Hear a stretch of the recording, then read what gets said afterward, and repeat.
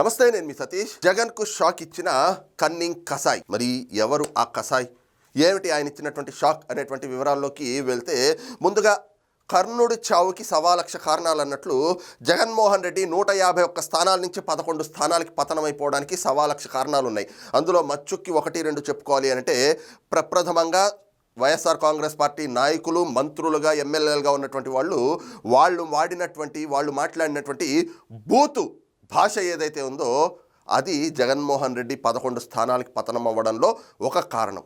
ఇక రెండోది, జగన్మోహన్ రెడ్డి పెంచి పోషించినటువంటి సోషల్ సైకోలు, డిజిటల్ డెవిల్స్ ఏదైతే జగన్మోహన్ రెడ్డి పడేసేటువంటి కాసుల కోసం, ఆ పేటీఎం కూలీ కోసం కక్కుర్తి పడి ఏది పడితే అది, ఎలా పడితే అలా, అందులో వాస్తవాలు ఉన్నా లేకపోయినా జగన్మోహన్ రెడ్డికి బాకాలు ఊదుతూ ఏదైతే కొంతమంది కాసుల కక్కుర్తి పడేటువంటి పేటీఎం కూలీలు అలియాస్ పిచ్చి కుక్కల్లా మురిగినటువంటి కొంతమంది వ్యక్తులైతే ఉన్నారో వాళ్ళు కూడా జగన్మోహన్ రెడ్డి పతనానికి ఒక కారణం. అలాంటి పేటీఎం కూలీలు, కాసుల కక్కుర్తిపడినటువంటి కుక్కల్లో ఒక వ్యక్తి ఈ కసాయ్, కన్నింగ్ కసాయ్. ఈయన పేరు జర్నలిస్ట్ సాయి, కానీ ఈయన అందరూ కూడా ముద్దుగా కసాయ్ అని పిలుచుకుంటారు. ఎందుకంటే కాసులకి కక్కుర్తిపడి జగన్మోహన్ రెడ్డి ఏదైతే ప్రజల మెదళ్లలో విషాన్ని నింపాలి అని ఈ రోజున కూటమి ప్రభుత్వం పైన ఎలాగైతే తప్పుడు ప్రచారాలు చేస్తూ ఆయన కుట్రలు పన్నుతా ఉన్నాడో, వాటన్నిటిని పారించుకోవడానికి అన్ని మార్గాలు అయిపోతే ఇలాంటి కుక్కల్ని, పిచ్చి కుక్కల్ని, కాసుల కక్కుర్తి పడేటువంటి కుక్కల్ని సమాజం మీద వదులుతూ ఉంటాడు జగన్మోహన్ రెడ్డి. ఇక ఈ క్రమంలోనే తాజాగా ఈ కన్నింగ్ కసాయ్ మళ్ళీ ఒకసారి కెమెరా ముందరకు వచ్చాడు.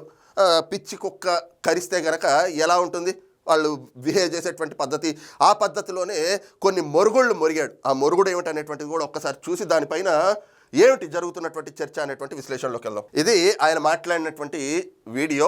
ఏం మాట్లాడాడు ఒక్కసారి పూర్తిగా విని అప్పుడు చర్చించుకుందాం.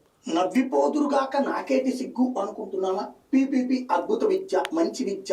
ఎవరిని మోసం చేస్తున్నాం మనం? ప్రభుత్వపు డబ్బులు పెట్టి, ప్రభుత్వపు స్థలం, ప్రభుత్వం కొన్న స్థలం, ప్రభుత్వం కట్టించిన బిల్డింగ్, ప్రభుత్వపు డబ్బులతో ఎవరో ప్రైవేట్ వాడు నడపడం ఏంటి? ప్రైవేట్ వాడికి ఆ సీట్లు పోవడం ఏంటి? ప్రజల్ని దోచుకు తినడం ఏంటి? ఒకప్పుడు ఎట్లాంటిదే నాణ్యమైన అద్భుత విద్య అని చెప్పి కార్పొరేట్ వైద్యాన్ని తెచ్చి నెత్తి నరుద్దారు. ఇవాళ కార్పొరేట్ వైద్యాన్ని చెయ్యలేక చచ్చిపోతున్నారు జనాలు. ఇక్కడ వరకు చూసాం కదా. ఇది ఈయన చెప్పొచ్చేది ఏమిటి అంటే, ఇటీవల కాలంలో మనం చూసాం జగన్మోహన్ రెడ్డి ఏదైతే గనక లేనిది ఉన్నట్లుగా వక్రీకరించి దానిపైన తప్పుడు ప్రచారాలు చేస్తూ ప్రజల్ని తప్పుదారి పట్టించేటువంటి కుట్రలు పన్నాడో అదే మెడికల్ కాలేజీల వివాదం. వాస్తవానికి అది జగన్మోహన్ రెడ్డి కృత్రిమంగా చిత్రీకరించినటువంటి ఒక వివాదం. అయితే ఆ అంశంలో జగన్మోహన్ రెడ్డి కోర్టుల వరకు వెళ్ళి చెప్పు దెబ్బలు తిన్నాడు. ఆఖరికి కేంద్ర పెద్దల దగ్గరికి వెళ్ళి అక్కడ చెప్పు దెబ్బలు తిన్నాడు. తమ ఎంపీలందరికీ కూడా చెప్పు దెబ్బలు తినిపించాడు. ఇక ఆ తర్వాత గవర్నర్ అబ్దుల్ నజీర్ గారిని కలిశాడు. అయితే అక్కడ కూడా ఏమీ వర్కౌట్ కాలేదు. ఎన్ని చేసినా ప్రజల్లో జగన్మోహన్ రెడ్డి చేస్తున్నటువంటి ఈ కుట్రలు, ఈ కుతంత్రాలపైన స్పందన రావట్లేదు. దీంతో ఏం చేయాలి? ఏదో రాగా ప్రజల్ని మభ్యపెట్టి వాళ్ళని తప్పుదారి పట్టించి వాళ్ళ మెదళ్లలో ఏదో రకంగా విషం నింపాలి అని చెప్పి తాను పడేస్తూ ఉన్నాడు కదా కూలీ, ఏదైతే పేటీఎం కూలీ పడేస్తాడుగా, ఆ కూలీ ఏరుకున్నటువంటి ఈ కుక్కలు ఎవరైతే ఉంటారో వీళ్ళు వచ్చి మొరుగుతారు కదా. ఆయన మొరగమన్న స్క్రిప్ట్ యాజ్ ఇట్ ఈజ్ మొరుగుతారు కాబట్టి వీళ్ళకి ఆ స్క్రిప్ట్ పేపర్లు పంపిస్తే వీళ్ళు వచ్చి మొరుగుతూ ఉన్నారు ఇలాగా. అరే, ఈ రోజున P3 విధానం అనేటువంటిది ప్రపంచంలో ఎక్కడా లేదా?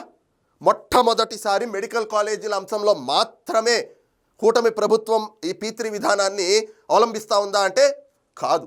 P3 విధానం ప్రపంచవ్యాప్తంగా కూడా ఉంది. భారతదేశంలో కూడా ఇవాళ మొట్టమొదటిసారి కాదు, ఆంధ్రప్రదేశ్లో కూడా ఇవాళ మొట్టమొదటిసారి ఈ మెడికల్ కాలేజీల దగ్గరే P3 విధానం అనేటువంటిది రాలేదు. అలాగే P3 అంటే పబ్లిక్ ప్రైవేట్ పార్ట్నర్షిప్, అంటే ప్రజల్ని అలాగే ప్రైవేట్ సంస్థల్ని, కొన్ని స్వచ్ఛంద సంస్థల్ని మొత్తం కూడా అనుసంధానం చేసుకుంటూ వాళ్ళ పార్ట్నర్షిప్ తోటి, పబ్లిక్ ప్రైవేట్ పార్ట్నర్షిప్ తోటి ఈ మెడికల్ కాలేజీలు నిర్మాణం చేస్తారు. వీటిని 33 ఏళ్ల పాటు కొన్ని స్వచ్ఛంద సంస్థలు ఎవరైతే కనుక ఈ టెండర్లు దక్కించుకుంటాయో వాళ్ళు నిర్వహిస్తారు. దీంట్లో ఈ కసాయి చెప్పినట్లుగా భూములైతే ప్రభుత్వం ఇస్తుంది, కానీ భవనాల నిర్మాణం కావచ్చు, అలాగే భవనాల నిర్మాణం అంటే ఏవైతే మెడికల్ కళాశాలలు, దానికి అనుబంధంగా వచ్చేటువంటి టీచింగ్ హాస్పిటల్స్, అలాగే ఆ కళాశాలలకి అనుబంధంగా ఉండేటువంటి హాస్టల్స్, ఈ భవనాలన్నీ కూడా ఆ స్వచ్ఛంద సంస్థలు ఏవైతే ఉంటాయో వాళ్ళే నిర్మిస్తారు. అలాగే teaching staff, non teaching staff, అలాగే doctors, nursing staff, non nursing staff, ఇలాగా మొత్తం స్టాఫ్ దగ్గర నుంచి, అలాగే అక్కడ కాలేజ్కి సంబంధించినటువంటి ఇన్ఫ్రాస్ట్రక్చర్, వాళ్ళకి కావాల్సినటువంటి మౌలిక వసతులన్నీ ప్రభుత్వం ఏర్పాటు చేసిన వాటన్నిటికీ కూడా ల్యాబ్ ఎక్విప్మెంట్ దగ్గర నుంచి హాస్పిటల్లో వైద్యులకి చికిత్స చేసేటువంటి ఆ పరికరాల వరకు కూడా అన్ని అధునాతనమైనటువంటివి అందుబాటులోకి తీసుకొస్తారు. ఇవన్నీ కూడా ఆ స్వచ్ఛంద సంస్థలు నిర్వహిస్తాయి. అంతే తప్ప ఇదేది ప్రైవేట్ వ్యక్తులకు ఇచ్చేసేయడం కాదు. వాళ్ళు కేవలం 33 ఏళ్ల పాటు నిర్వహిస్తారు. అలాగే ఈ కాలేజీలు నిర్వహిస్తుంది స్వచ్ఛంద సంస్థలు అయినప్పటికీ కూడా దీనిపైన అజమాయిషీ అనేటువంటిది ప్రభుత్వానిదే ఉంటుంది. ప్రభుత్వ ఆదేశాలకు, ప్రభుత్వ నిబంధనలకు లోబడే ఈ మెడికల్ కళాశాలలు అనేటువంటివి నిర్వహింపబడతాయి. అలాగే ఏదైతే దానికి అనుబంధంగా ఉండేటువంటి హాస్పిటల్స్ ఉన్నాయో ఆ హాస్పిటల్స్లో కూడా వైద్యం అనేటువంటిది, ఓపీ అనేటువంటిది 100% ఫ్రీ. ఏదైతే గతంలో జగన్మోహన్ రెడ్డి ఉన్నప్పుడు ఓపీ 100% ఫ్రీ అన్నాడో ఆ 100% ఫ్రీ ఈ రోజున ఇన్పేషెంట్కి వచ్చేటప్పటికి 70% ఫ్రీ, 30% మాత్రమే. ఎవరైతే ఎఫర్ట్ చేయగలరో, ఎవరైతే ఇదిగో మాకు ఆర్థికంగా మేము పెట్టుబడి పెట్టుకోగలము అని చెప్పేసి ముందుకు వచ్చేటువంటి వాళ్ళు ఉంటారో వాళ్ళ వరకు మాత్రమే అక్కడ వాళ్ళు బిల్లు కట్టేటువంటి పరిస్థితులు ఉంటాయి. మిగతాదంతా కూడా గతంలో జగన్మోహన్ రెడ్డి ఏ రకంగా అయితే ఆయన తెచ్చినటువంటి జీవోలు ఉన్నాయో ఆ జీవోలకి అనుగుణంగానే ఈ రోజున ఇవన్నీ వెళ్తాను. ఇంకా చెప్పాలి అనంటే జగన్మోహన్ రెడ్డి తెచ్చినటువంటి జీవోల కంటే కూడా ఈ రోజున కూటమి ప్రభుత్వం వచ్చిన తర్వాత ఏవైతే అందుబాటులోకి రాబోతున్నటువంటి ఈ మెడికల్ కాలేజీలు, అలాగే వాటికి అనుబంధంగా ఉండేటువంటి టీచింగ్ హాస్పిటల్స్ ఉన్నాయో వీటిలో ప్రజలకి మేలు జరగబోతా ఉంది. కారణం ఏమిటి అంటే జగన్మోహన్ రెడ్డి ఆ రోజున 42.5% మాత్రమే పేద విద్యార్థుల కోట, అది కూడా సెల్ఫ్ ఫైనాన్సింగ్ స్కీమ్ అని చెప్పేసి 57.5% ప్రైవేట్ వ్యక్తులకి సీట్లు అమ్ముకోవడానికి దీన్ని వ్యాపారం చేసినటువంటి వ్యక్తి జగన్మోహన్ రెడ్డి. ఈ రోజున ఈ మెడికల్ కాలేజీల భవనాల నిర్మాణం దగ్గర నుంచి జగన్మోహన్ రెడ్డి కానీ వైసీపీ నాయకులు కానీ ప్రచారం చేసుకుంటున్నట్లుగా 3,000 కోట్ల రూపాయలు ఖర్చు పెట్టేశాం, మేము ఇన్ని భవనాలు కట్టేశాం, అన్ని కట్టేశాం అని చెప్పుకుంటా ఉన్నారు. కానీ వాస్తవం ఏమిటి? అందులో ఎక్కడైనా రాష్ట్ర ప్రభుత్వం ₹1 ఖర్చు పెట్టిందా అంటే రాష్ట్ర ప్రభుత్వానికి సంబంధించి ₹1 కూడా జగన్మోహన్ రెడ్డి అధికారంలో ఉన్నప్పుడు కేటాయింపులు కానీ నిధులు విడుదల కానీ చేయలేదు. అన్ని రాష్ట్ర ప్రభుత్వం ఏవైతే గనక ఈ మెడికల్ కాలేజీల నిర్మాణం కోసం వాళ్ళు ఇచ్చినటువంటి గ్రాంట్లు, వాళ్ళు విడుదల చేసినటువంటి నిధులు ఏవైతే ఉంటాయో నాబార్డ్ నిధుల దగ్గర నుంచి కేంద్రం అందిస్తా అన్నటువంటి హామీకి సంబంధించినటువంటి ప్రతి నిధులు తీసుకొచ్చేశారు. వాటిని కూడా సక్రమంగా వాడారా అంటే వాటిని ఎక్కడ వాడలేదు, వాటిని కూడా దారి మళ్ళిచ్చేశారు. జగన్మోహన్ రెడ్డి 4 ఏళ్ల పాటు అధికారంలో ఉన్నప్పుడు ఈ కళాశాలలు ఏవైతే మెడికల్ కాలేజీల నిర్మాణాలు పూర్తి చేయకపోగా పూర్తిగా కాంట్రాక్టర్లందరికీ కూడా 642 కోట్ల రూపాయలు బకాయిలు పెట్టి వెళ్ళిపోతే కూటమి ప్రభుత్వం అధికారంలోకి వచ్చిన తర్వాత మెడికల్ కాలేజీల పనులు ఆగిపోకూడదు అని చెప్పి ఆ 642 కోట్ల రూపాయలు విడుదల చేసింది కూటమి ప్రభుత్వం. ఈ రోజున కళాశాలల నిర్మాణ పనులు జరుగుతున్నాయి అనంటే కారణం కూటమి ప్రభుత్వం. జగన్మోహన్ రెడ్డి పెట్టినటువంటి బకాయిలన్నీ చెల్లించింది. అంతేకాక ఇక్కడ వీళ్ళంతా కూడా చెప్తున్నటువంటి ఇంకొన్ని మాటలు విందాం. గవర్నమెంట్ హాస్పిటల్ నాశనం చేసాం మనమే స్వయంగా. అలాగే ఇవాళ రోజున డబ్బులు లేకపోతే చచ్చిపోవాలంతే, ఆరోగ్యశ్రీ లేకపోతే ఆ తర్వాత బతుకుతారో చస్తారో తెలియదు, అన్యాయం అయిపోతుంది. వైద్యాన్ని సర్వనాశనం చేసాం. ఆరోగ్యశ్రీ లేకపోతే బ్రతుకుతామో చస్తామో తెలియదు. ఎస్, ఆరోగ్యశ్రీ ఈ రోజున ప్రజలందరూ మెచ్చుకున్నటువంటి ఒక స్కీమ్. ఎస్, దాన్ని యాక్సెప్ట్ చేస్తాం. దాన్ని వైఎస్ రాజశేఖర్ రెడ్డి ఆయన తీసుకొచ్చారు, దాన్ని ఆయన ఇంట్రడ్యూస్ చేశారు. ఆ తర్వాత వచ్చినటువంటి ప్రభుత్వాలు కూడా వాటిని కొనసాగిస్తూ ఉన్నాయి. ఈ రోజున ఈ వ్యక్తి చెప్తా ఉన్నాడు కదా, ప్రైవేట్ వ్యక్తులకు కట్టబెట్టేస్తూ ఉన్నారు, ప్రైవేట్ వ్యక్తులకు కట్టబెట్టేస్తూ ఉన్నారు అని. అరే అసలు ఈయనని ఎందుకు కన్నింగ్ కసాయి లేదంటే పిచ్చి కుక్క అని ఎందుకంటారు అంటే P3 విధానానికి ప్రైవేటీకరణకి తేడా తెలియదు. కుహోనా మేధావి ఈయన వచ్చి మాట్లాడతాడు మళ్ళీ. అయితే ఇక్కడ ఆరోగ్యశ్రీ అంటే ఏమిటి దాని గురించి కూడా చెప్పాలి కదా. ఈ రోజున ఈ వ్యక్తి మాట్లాడేటప్పుడు ఆరోగ్యశ్రీ లేకపోతే జనాలు చచ్చిపోతారు అని చెప్తా ఉన్నాడు. ఆరోగ్యశ్రీ అంటే ఏమిటండి? ఈ రోజున పేద ప్రజలు వెళ్ళి కార్పొరేట్ హాస్పిటల్స్లో, ప్రైవేట్ హాస్పిటల్స్లో వైద్యం చేయించుకుంటే వాళ్ళకి ప్రభుత్వం డబ్బులు చెల్లిస్తుంది, కోట్ల రూపాయలు. ఆరోగ్యశ్రీ పేరుతోటి నెలకి కోట్ల రూపాయలు ప్రైవేట్ హాస్పిటల్స్కి ప్రభుత్వమే దోచి పెడతా ఉంది. ఎందుకు చేయాలా పని? ఇదే గనక ప్రభుత్వాలు రాజశేఖర్ రెడ్డి ముఖ్యమంత్రిగా ఉన్నప్పుడు రాజశేఖర్ రెడ్డి జగన్మోహన్ రెడ్డికి మించిన నాయకులే లేరు, అలాంటి ముఖ్యమంత్రులు మళ్ళీ రారు అని చెప్పేసి వీళ్ళంతా మొరుగుతూ ఉంటారు కదా. నిజంగా రాజశేఖర్ రెడ్డికి అంత దూరదృష్టి ఉంటే ఒక టైం ఫ్రేమింగ్ తీసుకుని ఒక టైం పీరియడ్ పెట్టుకుని ఉమ్మడి ఆంధ్రప్రదేశ్లోనే ఒక ప్రాంతం ఒక సంవత్సరంలో ఇదిగో ఇంత నిధులు విడుదల చేస్తున్నాం, అసలు ప్రైవేట్ హాస్పిటల్స్కి వెళ్లాల్సినటువంటి పరిస్థితి ఆ దుస్థితి మన ప్రజలకు ఎందుకు, ప్రభుత్వ ఆసుపత్రులనే మనం ఆధునీకరణ చేసుకుందాం, వాటిని బాగా డెవలప్ చేద్దాం, అక్కడ అత్యాధునికమైనటువంటి పరికరాల్ని తీసుకొద్దాం, పేదవాడు ఏ రోగంతో ఏ జబ్బుతోటి ప్రభుత్వ ఆసుపత్రికి వచ్చినా ఇదిగో దీనికి మా దగ్గర ట్రీట్మెంట్ లేదు అనే మాట లేకుండా స్పెషలైజ్డ్ డాక్టర్లను తీసుకొద్దాం, ఏదైతే టెక్నికల్గా ఏవైతే మనం సాంకేతికంగా ఈ రోజున అభివృద్ధి చెందుతూ ఉన్నాం కాబట్టి అధునాతనమైనటువంటి పరికరాలన్నీ కూడా తీసుకొచ్చి పెడదామని చెప్పి ఒక్కొక్క ఏరియాని ఒక్కొక్క ప్రాంతాన్ని ఎంచుకొని 5 ఏళ్ళు అధికారంలో ఉన్నప్పుడు 3-4 ప్రాంతాల కిందగా రాష్ట్రం మొత్తం కూడా ఉన్నటువంటి ప్రభుత్వ ఆసుపత్రుల్ని డెవలప్ చేసి ఉండొచ్చు కదా. అప్పుడు ఈ రోజున కూడా 100 కోట్ల రూపాయలు ప్రైవేటు కార్పొరేట్ ఆసుపత్రులకి ప్రజలు చెమటోడ్చి కష్టపడి చెమటని ఏదైతే నెత్తుర్ని చెమటగా మార్చి వాటిని చిందించి కష్టపడి సంపాదించినటువంటి డబ్బుల్ని పన్నుల రూపంలో కడతా ఉంటే వాటిని తీసుకెళ్లి ప్రభుత్వాలు కార్పొరేట్ హాస్పిటళ్ళకి ప్రైవేట్ ఆసుపత్రులకి అలాగ దారాదత్తం చేయటం, వాళ్ళకి దోచిపెట్టే పరిస్థితులు ఉండవు కదా. మరి అలాంటి ఆలోచన ఎందుకు చేయలేకపోయారని ఇలాంటి కుహానా మేధావులు ఎందుకు ప్రశ్నించరు? మాట్లాడితే ఆరోగ్యశ్రీ లేకపోతే ప్రజలు చచ్చిపోతారు, P3 విధానం అంటే ప్రైవేట్ వ్యక్తులకు కట్టబెట్టేయడం. అరే అసలు ప్రైవేటీకరణ చేద్దాం అనుకుందే జగన్మోహన్ రెడ్డి కదా. జగన్మోహన్ రెడ్డి అధికారంలో ఉన్నప్పుడు ఆయన తెచ్చినటువంటి జీవోల ప్రకారంగా పేద విద్యార్థులకి అంటే 14,000 నుంచి 16,000, 16,000 నుంచి 18,000 వరకు ఫీజులతో చదువుకోవటం అంటే 42.5% మందికే, అంటే 100 సీట్లు ఉంటే 42 మందికి మాత్రమే ప్రభుత్వ కోటాలో వాళ్ళకి సీట్లు వస్తాయి. మిగతా 58 సీట్లు మేనేజ్మెంట్ కోటా అని చెప్పేసని, NRI కోటా అని చెప్పి అలాగే ఆల్ ఇండియా కోటా అని చెప్పేసని జగన్మోహన్ రెడ్డి తన రాజకీయ అవసరాల్ని తీర్చుకోవటానికి ప్రైవేట్గా విద్యని ప్రైవేటీకరణ చేద్దామన్నటువంటి ఆలోచన చేసి జీవోలు తెచ్చినటువంటి వ్యక్తి జగన్మోహన్ రెడ్డి. ఆ విషయాల్ని వీళ్ళు బయట పెట్టరు. ఈ రోజున P3 విధానం అంటే ఏవైతే కార్పొరేట్ సోషల్ రెస్పాన్సిబిలిటీ కింద కొన్ని స్వచ్ఛంద సంస్థలు ఉంటాయో ఆ ట్రస్ట్లు వచ్చి ఈ రోజున ప్రభుత్వం స్థలం కేటాయిస్తే అక్కడ భవనాలు నిర్మిస్తారు. వాటిని 33 ఏళ్ల పాటు వాళ్ళు నిర్వహిస్తారు.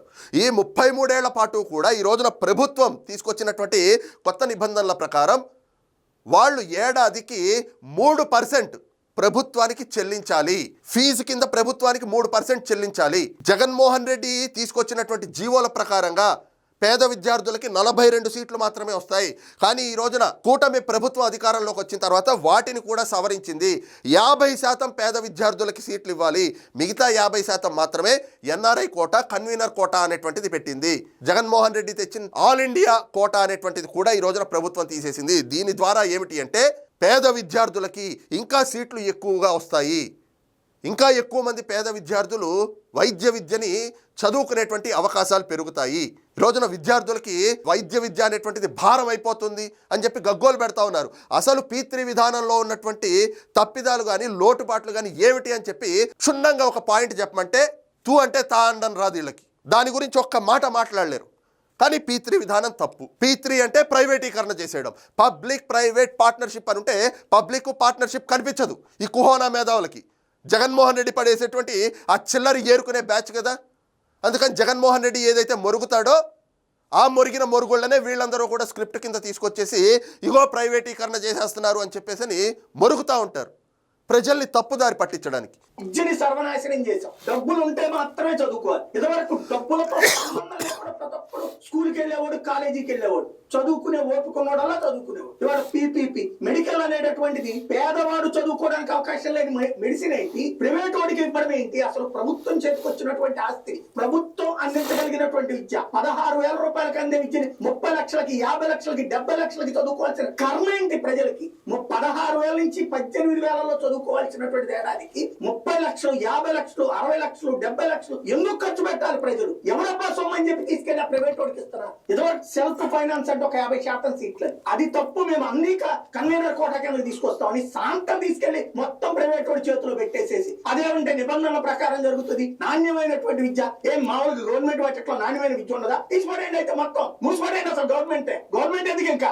గవర్నమెంటే నాణ్యమైంది కానీ ఇప్పుడు ఎందుకే గవర్నమెంట్? ఇది అందుకే కుహోనా మేధావి అనేటువంటిది ప్రభుత్వాలు ఉండకూడదు, పీపీపీ అని చెప్పేసి అని ప్రైవేట్ వ్యక్తులకు కట్టబెడతా ఉన్నారు అని చెప్పి. ఆ నిబంధనలు ఏమిటనేటువంటిది ఎప్పుడైనా చదువుకు చేస్తాయి కదా. అందులో ఏముంది? P3 విధానంలో నిర్మాణాలు చేయడం ఏమిటి, వాటు P3 విధానంలో ఈ కళాశాలని ఎలా నిర్వహిస్తారు, ఏం జరుగుతుంది అనేటువంటి దానిపైన సబ్జెక్ట్ మీద అవగాహన ఉండి, ఇదిగో ఇందులో కూడా ఇక్కడ ఈ తప్పు ఉంది అని స్పష్టంగా చెప్పగలిగితే అది వాస్తవం అవుతుంది. అంతేగాని జగన్మోహన్ రెడ్డి చిల్లర పడేస్తూ ఉన్నాడు, ఆ చిల్లర్ని మనం ఏరుకుంటున్నాం కాబట్టి పిచ్చి కుక్క కరిస్తే ఎలా మొరుగుతారో, ఆ పిచ్చి కుక్కలు రోడ్ల మీద ఎలా మొరుగుతూ ఉంటాయో అలాగ మొరుగుదాం, ప్రజలని ఏదో రకంగా తప్పుదారి పట్టిద్దాం.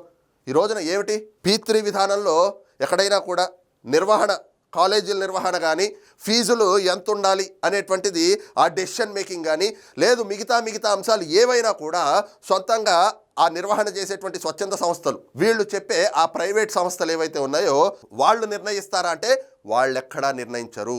ఈ రోజున NMC రూల్స్ ఏవైతే ఉన్నాయో వాటికి అనుగుణంగానే, వాటికి లోబడే ఈ కాలేజీలు కానీ, ఇందులో ఫీజ్ స్ట్రక్చర్ కానీ లేదా ఇతర నిర్వహణకు సంబంధించినటువంటి అంశాలన్నీ కూడా ప్రభుత్వ నిబంధనలకు అనుగుణంగా వాటికి లోబడి మాత్రమే ఉంటాయి. జగన్మోహన్ రెడ్డి అధికారంలో ఉన్నప్పుడు ఆయన తెచ్చినటువంటి జీవోలు ఏవైతే ఉన్నాయో వాటిలో చిన్నపాటి సవరణలు, ఆ సవరణల వల్ల కూడా పేద విద్యార్థులకు ఇంకా సీట్లు పెరుగుతున్నాయే తప్ప ఒక్క సీటు కూడా తగ్గడం లేదు. ఇదంతా కూడా అసలు చేసిందే జగన్మోహన్ రెడ్డి. వాస్తవంగా చెప్పాలి అనంటే జగన్మోహన్ రెడ్డి తెచ్చిన 42.5% కన్వీనర్ కోటా, 57.5% మేనేజ్మెంట్, NRI, అలాగే ఆల్ ఇండియా కోటాలు. అరే ప్రభుత్వ మెడికల్ కాలేజీ అన్నప్పుడు జగన్మోహన్ రెడ్డి చెప్తున్నట్లుగా మరి ఆయన తెచ్చినటువంటి జీవోలో ఈ 42.5% కన్వీనర్ కోట, 57% అని చెప్పేసి ప్రైవేట్ వ్యక్తులకు అమ్మేటువంటి కోట తెచ్చింది జగన్మోహన్ రెడ్డి, అవునా కాదా? అంటే జగన్మోహన్ రెడ్డి కూడా ఈ సీట్లు అమ్ముకోవాలి, ఈ విద్యని ప్రైవేట్ వ్యక్తులకు అమ్ముకోవాలి, లేదంటే కనుక ఈ విద్యని ప్రైవేటైజ్ చేయాలి అని చెప్పి జగన్మోహన్ రెడ్డి చేసినటువంటి ఆలోచన కూడా అదేనా కాదా? అది చెప్పాలి కదా. జగన్మోహన్ రెడ్డి చేసినటువంటి తప్పులన్నింటినీ కూడా కప్పిపుచ్చి కూటమి ప్రభుత్వం అరే ఈ కళాశాలల్ని సత్వరం అందుబాటులోకి తేవడం ద్వారా పేద విద్యార్థులకి తొందరగా విద్య అనేటువంటిది అందుబాటులోకి వస్తుంది, పేద ప్రజలకి కూడా వైద్యం అనేటువంటిది, నాణ్యమైనటువంటి వైద్యం అనేటువంటిది సత్వరం అందుబాటులోకి వస్తుంది అని చెప్పి ఏదైతే కేంద్ర ప్రభుత్వ సంస్థ అయినటువంటి నీతి ఆయోగ్ ప్రతిపాదించిన ప్రభుత్వం పైన ఎలాంటి ఆర్థిక భారం పడకుండగా ఈ కాలేజీల నిర్మాణం జరగడానికి P3 విధానంలో ముందుకు వెళ్ళండి అని చెప్పి నీతి ఆయోగ్ ప్రతిపాదన ఏదైతే ఉందో దానికి అనుగుణంగా ఈ రోజున కూటమి ప్రభుత్వం మెడికల్ కాలేజీలు అనేటువంటిది P3 విధానంలో నిర్మించాలి అని చెప్పి ఒక నిర్ణయం తీసుకుంటే దానిపైన కూడా విష ప్రచారాలు చేస్తూ జగన్మోహన్ రెడ్డి పడేసేటువంటి ఆ పేటీఎం కూలి కోసం, ఈ కాసుల కోసం కక్కుర్తి పడే ఇలాంటి కసాయిలు వచ్చి మాట్లాడుతూ ఉంటే జనాలు కూడా చీ కొడతా ఉన్నారు. ఇక మీరు మార్రా అని చెప్పేసి చీత్కరించుకునేటువంటి పరిస్థితులు కనిపిస్తూ ఉన్నాయి. ఇలాంటి వాళ్ళు కనిపిస్తే నిజంగా వీళ్ళు మాట్లాడేటువంటి మాటలు ప్రజల్ని తప్పుదారి పట్టించేటువంటి విధానం చూసిన తర్వాత నిజంగా ఈయన గుండు కొట్టించుకున్నాడు, అది ఎక్కడికి వెళ్ళి ఏం చేసి వచ్చాడో తెలియదు. కానీ సహజంగా అయితే ఇలాంటి వాళ్ళని గుండు కొట్టించి సున్నం బోట్లు పెట్టి గాడిదల మీద ఊరేగించాలి అన్నటువంటి డిమాండ్లు కూడా ప్రజాస్వామ్యవాదుల నుంచి వస్తూ ఉన్నాయి. మరి ఈ అంశంపైన మీ అభిప్రాయం ఏమిటనేటువంటిది కింద కామెంట్ సెక్షన్లో మెన్షన్ చేయండి. Thank you.